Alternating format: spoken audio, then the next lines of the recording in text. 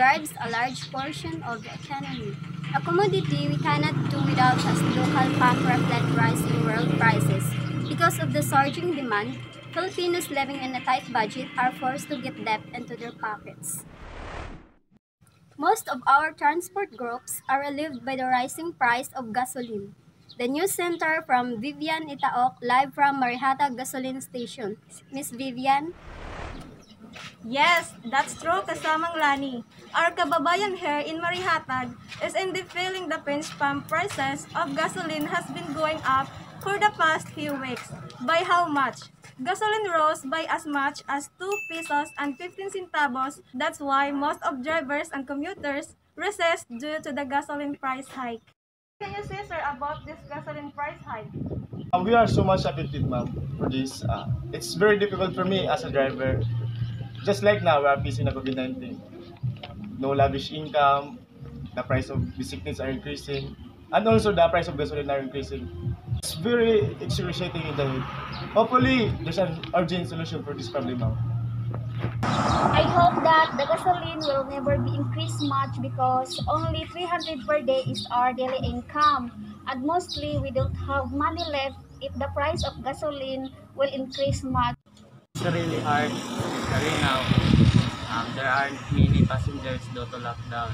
And then the gasoline price hike goes along. So there's nothing left in our daily income. I just start to hope maybe to save interest, ma'am.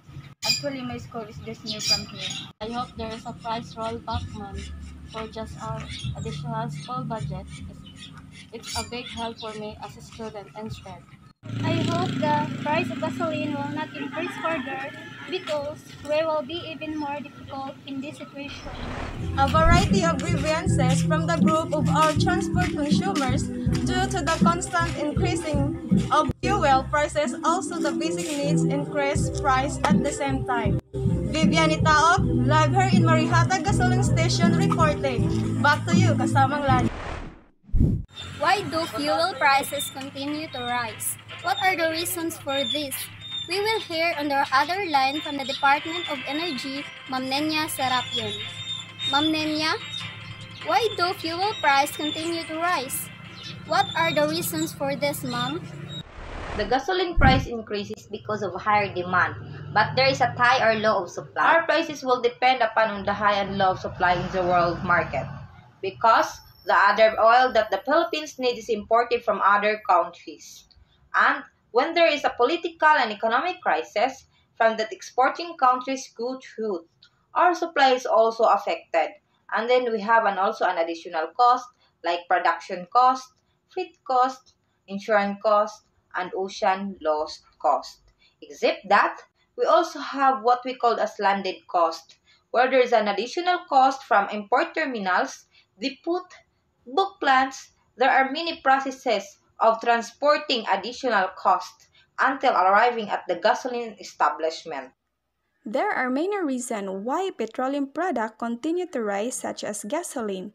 One of that is the increasing demand of crude oil used as a raw materials to produce finished petroleum product, and then the supply shocks. Except for the price to be paid to the suppliers of crude oil and imported petroleum product, there are many additional costs for the supplier to reach into the world market, and all of that will factor into the price of the product. The market has two sides. There is demand and supply. The supply is the one who produces a product, and of course, their price depends on what they spend. How much do you cost to produce that product? The demand depends on the person or the buyer of the product, depending on what person income. When the income is high, their demand will also increase.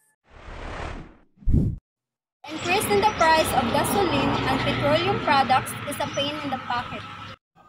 According to the data of the Department of Energy, there is 103 million barrels per day world demand of gasoline and petroleum products produces, but there is only 100 million barrels supply every day, so there will be a shortage of 3 million barrels per day.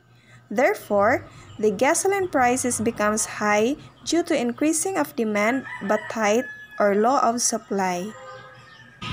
News 5 will return, the news you trust.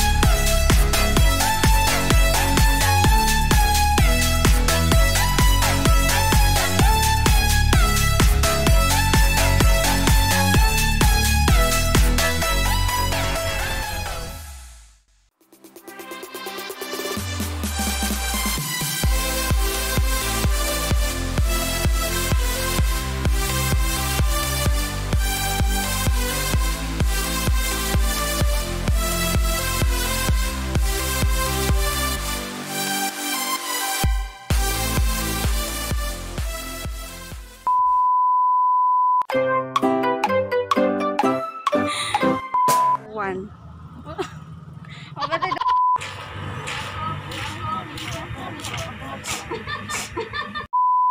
A variety of